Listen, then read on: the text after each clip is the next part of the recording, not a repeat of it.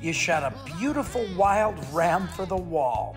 Now what do you do with the meat? Many people would not try to eat a Corsican ram because it's a sheep, and wild sheep are known to be a little wild tasting. But we've got the back straps from that, and I'm going to show you a recipe you can whip together to add to any meal, and it's really going to turn out fantastic. You just put your tenderloins and back straps in a crock pot or a pressure cooker. Fill it with water to the top of the meat. This is absolutely the key to your recipe. When you have that wild or gamey taste in the base and the enzymes of the meat, use a strong acid and it will absolutely nullify it while it's cooking. Then I'm going to use some avocado oil.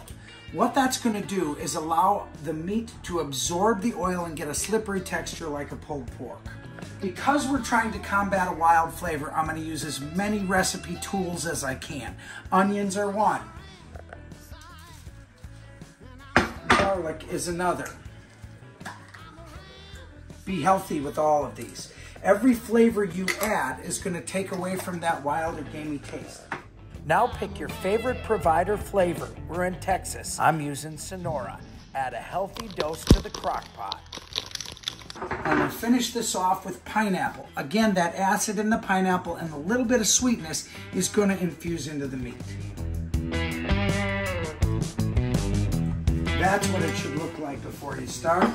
Turn it on high. You're going to be blown away with how good this is going to taste at the end. And after about 6 to 8 hours, the magic happens.